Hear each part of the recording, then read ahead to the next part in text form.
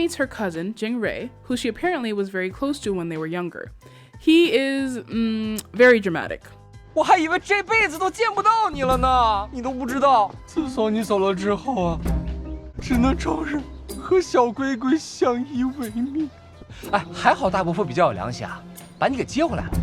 She also meets her ex-fiancé, who was absolutely floored by how beautifully she's grown up. Remember, you're engaged to her sister now, dude.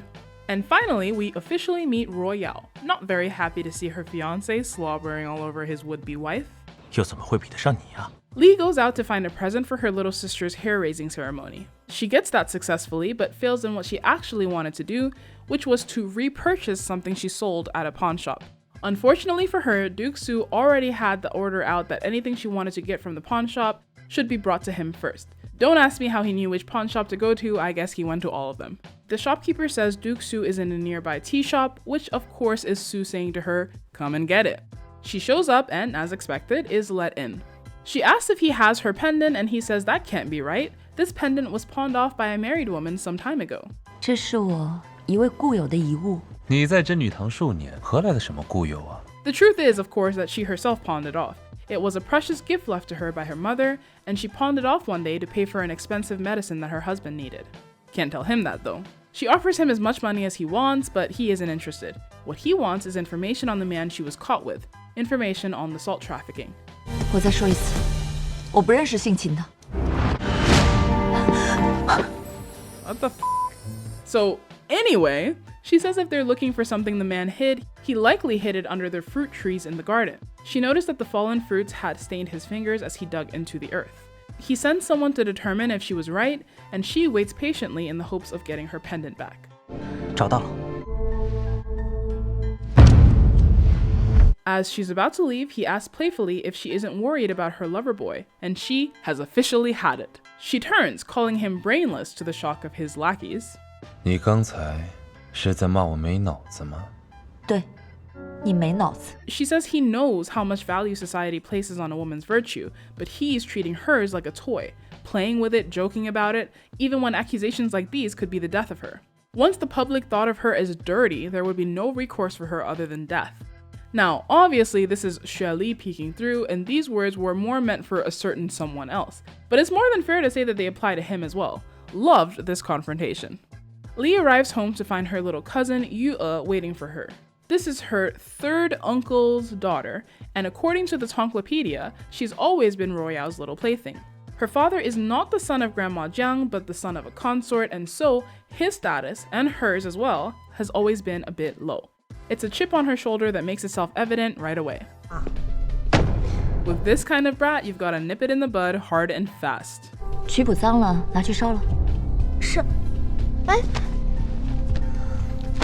This one's clearly not the brains of the operation.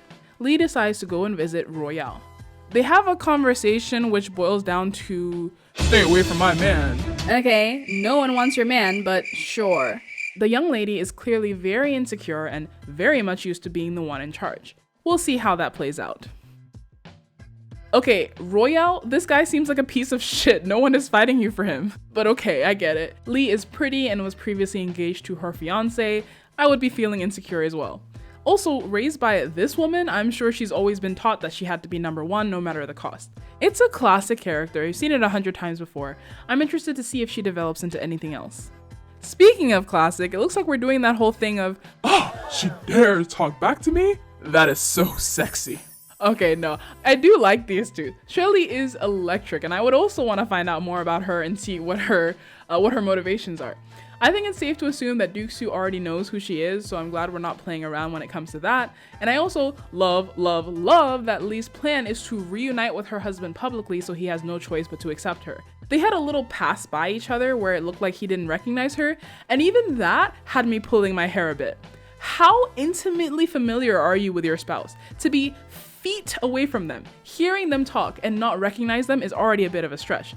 But if they came face to face and he was like, is this my wife? I could not have stomached that. I am endlessly grateful that we are avoiding that by doing he knows but can't say it sort of thing.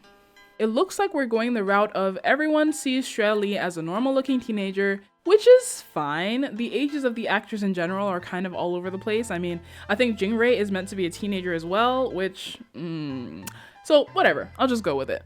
Now that we are fleshing out the Jiang family a bit, can I just say, living all together like this is so messy.